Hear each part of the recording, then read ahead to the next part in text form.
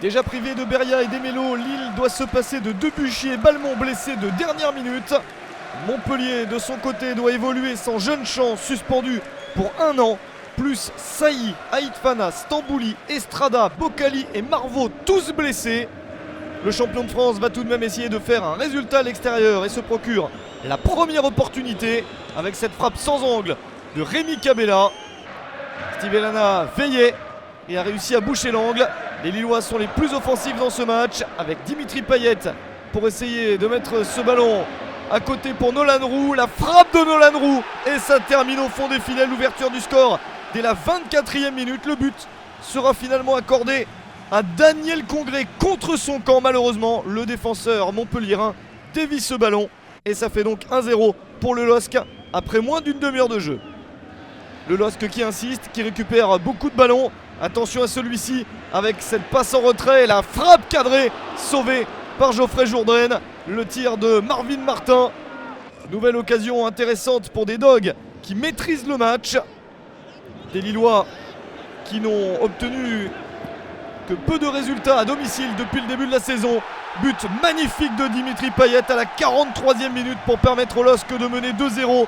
La passe décisive de Nolan Roux et le 6e but de la saison pour Payet.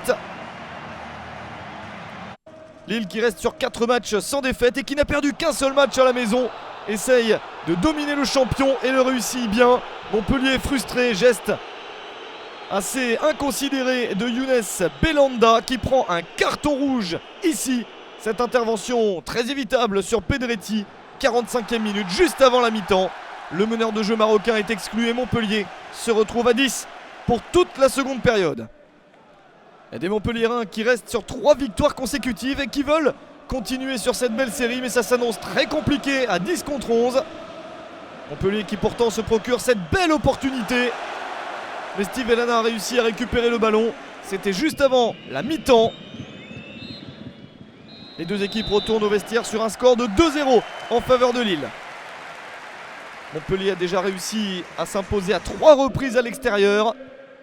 Mais les circonstances sont défavorables, d'autant que Lille joue bien et profite de sa supériorité numérique. Attention à ce centre avec la reprise de la tête et le sauvetage de Geoffrey Jourdain.